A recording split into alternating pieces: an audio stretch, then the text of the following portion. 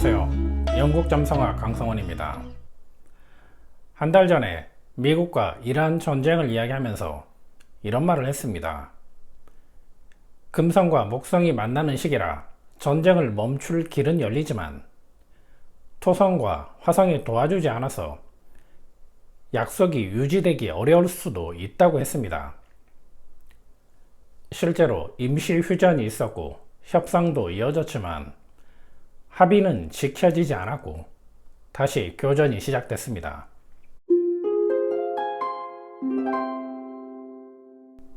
오늘은 2026년 여름에 연달아 나타난 하늘의 움직임 두 가지를 알아보겠습니다.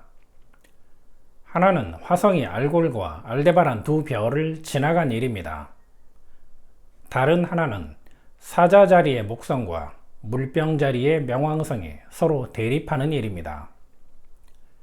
두 가지 현상은 역할이 다릅니다. 화성이 두 별을 통과한 것은 짧은 기간에 사고나 충돌이 터지기 쉬운 때를 알려줍니다. 말하자면 불이 붙기 쉬운 시기입니다. 목성과 명왕성이 대립하는 것은 그렇게 시작된 일이 정치와 경제의 틀을 어떻게 바꾸는지를 보여줍니다. 불이 난 뒤에 건물의 구조가 어떻게 달라지는가에 가깝습니다. 먼저 화성 이야기부터 하겠습니다. 화성은 올해 6월 24일쯤 알골과 정확히 겹쳤습니다. 이어서 7월 13일쯤에는 알데바란과 겹쳤습니다. 두 시기가 가까워서 6월 하순부터 7월 중순까지를 하나의 위험 구간으로 볼 수 있습니다. 화성은 군사 행동과 충돌, 큰 사고를 뜻하는 행성입니다. 여기에 알골이 겹치면 분노와 파괴력이 빠르게 커집니다.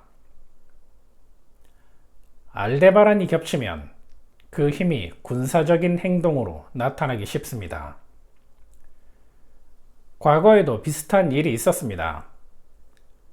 1945년 7월 최초의 핵실험이 있었을 무렵 화성은 알골 가까이에 있었습니다.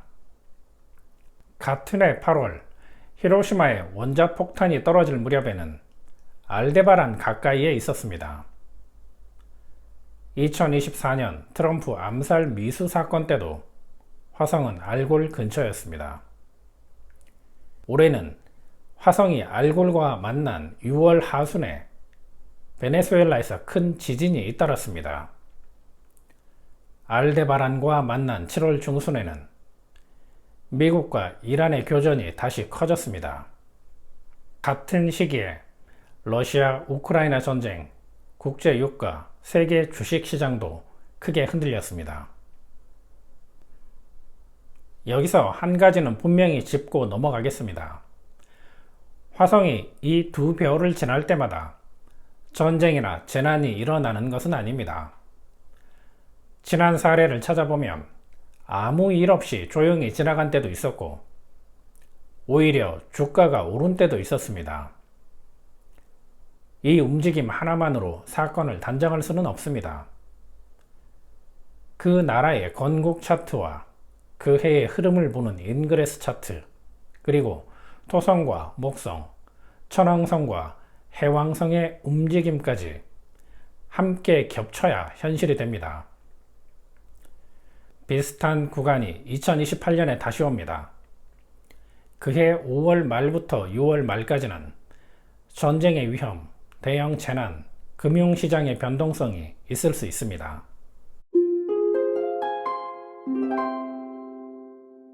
지금부터는 목성과 명왕성 이야기를 하겠습니다. 사자자리 목성과 물병자리 명왕성이 7월 20일에 정확히 대립했습니다. 넉넉하게 보면 7월 초부터 8월 중순까지가 이 영향권에 들어갑니다. 가장 강한 때는 7월 20일 전후이고 8월 17일이 가까워질수록 힘이 서서히 풀리면서 갈등 구조도 완화됩니다. 목성과 명왕성 대립은 약 12년마다 있습니다. 그런데 이번 경우처럼 사자자리 목성과 물병자리 명왕성이 마주보는 것은 아주 드뭅니다. 가장 가까운 과거가 237년 전 1789년입니다. 이때는 프랑스에서 혁명이 시작됐습니다. 왕과 소수의 사람들이 권력을 독차지하던 구조에 시민들이 맞선 것입니다.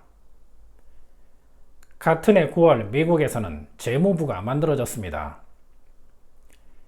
이제 막 세워진 나라가 세금과 빚을 관리할 제도를 갖춘 것입니다.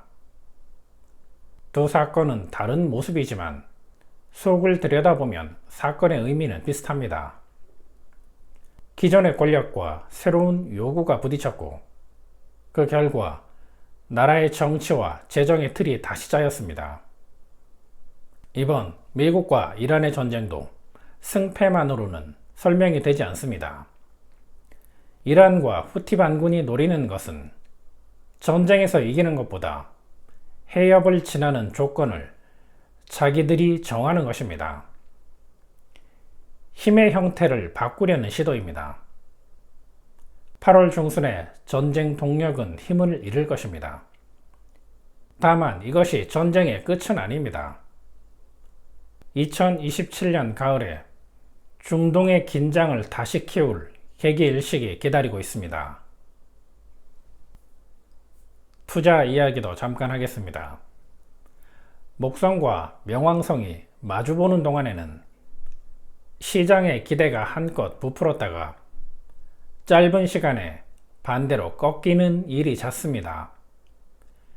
특히 대한민국 주식시장은 반도체 한 종목에 기대는 정도가 큽니다. 그만큼 바깥 소식에 많이 흔들립니다. 8월 중순까지는 전쟁 뉴스 한 줄을 보고 급하게 사거나 파는 선택을 피하는 편이 좋겠습니다. 빚을 내서 투자하고 있다면 감당할 수 있는 수준인지 확인해 보시기 바랍니다. 마지막으로 국내 정치 이야기를 하겠습니다. 7월 초부터 8월 중순까지 이어지는 목성, 명왕성 대립 안에 여당의 전당대회가 들어 있습니다. 그래서 국내 정치와도 관계가 있습니다.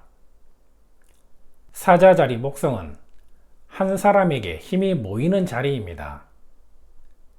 옛날부터 왕의 별자리라고 불렀습니다. 그 반대편의 명왕성 물병자리는 여럿이 힘을 나누어 갖는 자리입니다. 새로운 조직을 만드는 별자리입니다. 지금 이 두 자리가 정면으로 마주보고 있습니다. 리더 중심으로 가려는 힘과 그 힘을 여럿이 나누자는 힘이 맞선 것입니다. 명왕성이 뒤로 가고 있다는 점도 중요합니다. 이것을 역행이라고 부릅니다. 점성학에서 역행하는 시기는 힘이 밖으로 나가지 못하고 안에서만 맴도는 때를 뜻합니다. 그런데 명왕성이 역행하면 갑자기 안에 있던 것이 밖으로 드러나는 경우가 있습니다. 지나간 일, 묻어두었던 문서, 오래된 비리가 다시 드러납니다. 이 시기에 전쟁이 재점화되고 갈등이 유독 많은 이유가 여기 있습니다. 특히 중요한 건 상대방의 스캔들이나 내부 문건, 권력 비리 같은 약점이 드러나는 경우가 있습니다. 또한 8월 중순에 가까워질수록 목성, 명왕성 사이가 멀어져 한쪽은 싸울 힘이 부족해지기도 합니다. 그래서 고전에서는 이 시기에 상대의 약점을 집중 공격하면 흐름을 바꿀 수 있다고 했습니다. 반대로 어설픈 배려나 훗날을 도모하는 행위는 기회를 밀어내는 것과 같습니다. 8월 17일 전당대회가 마무리되어도 그것으로 끝나지 않습니다. 진짜 결과는 그 뒤에 나타납니다. 10월 중순에 명왕성이 역행을 멈추고 다시 앞으로 나아갑니다. 그동안 지체되던 것들이 눈에 보이는 형태로 나타납니다. 분당이나 창당, 합당, 인사와 예산, 법안 처리, 조직 개편처럼 권력 구조 개편과 법안 처리, 개혁 일정이 구체화될 것입니다. 237년 전 프랑스 혁명의 한 북판에 있던 파리의 평범한 시민들도 자기가 한 일이 훗날 역사에 어떻게 기록될지 몰랐을 겁니다. 역사를 만들겠다고 거리로 나선 것도 아니었습니다. 그저 오늘 빵값이 얼마인지, 내일 일자리는 괜찮은지가 걱정이었을 겁니다. 그런데 이들의 선택이 모여 프랑스를 시민 중심 국가로 바꾸었고 유럽 전체를 흔들었습니다. 지금 우리도 다르지 않습니다. 오늘의 물가를 걱정하고 내일의 일자리를 고민하지만 우리의 선택이 모여 다음 시대의 대한민국을 만들 수 있습니다. 감사합니다. 영국점성학이었습니다.